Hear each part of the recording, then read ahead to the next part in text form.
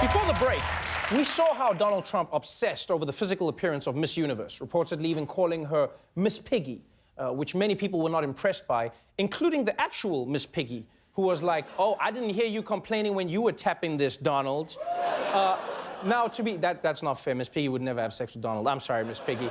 Now, to be totally fair, it's common for people in many fields to be held to high standards of fitness and beauty, and not just in, a Miss Universe pageant. Obviously, women face a lot more scrutiny in that department, but even my contract for the show says that I'm not allowed to have certain things, like I'm not allowed to rock my trademark soul patch, right?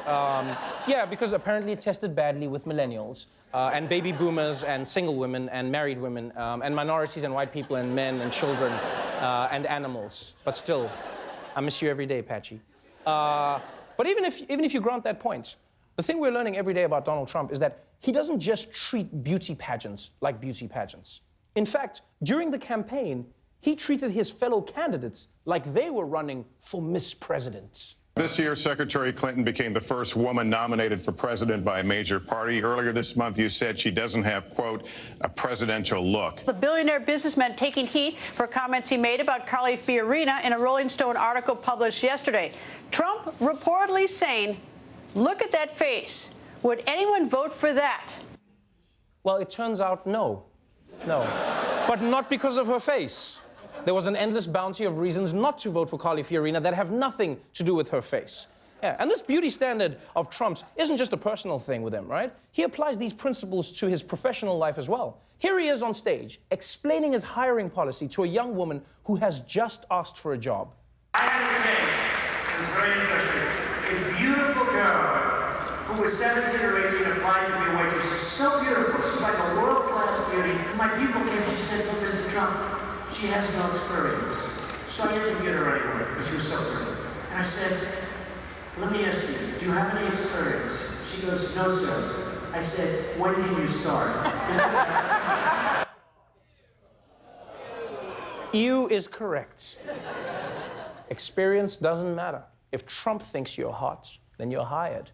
So I guess now we can stop speculating about what Trump's Supreme Court would look like. Only difference is no more lifetime appointments. At 35, you're gone. But that waitress's appearance is what Trump is focused on, right? Because that's what he does every time. As The Daily Show revealed earlier this year, this was even the case when Trump was asked about his own one-year-old baby. Now, Donald, what does Tiffany have of yours and what does Tiffany have of Marla's? Well, I think that she's got a lot of Marla. She's really a beautiful baby, and she's got Marla's legs. We don't know whether or not she's got this part yet, but time will tell. I don't care how many times you watch that, it never stops being creepy. It's like seeing photographs of dogs wearing pantyhose. No matter how many times you look at it, it never stops feeling like you just walked in on your grandma in the bathroom. There is no context in which Trump will not zero in on a woman's looks. And we discovered a clip the other day that exemplifies that perfectly.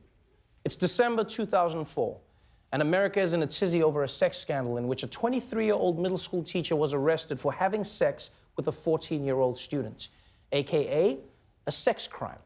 And in an appearance on a morning radio show, Donald Trump was kind enough to share some of his thoughts. How would you like to be the husband of the wife that was, playing around with a 14-year-old kid? Unbelievable. By the way, did you see what she looked like?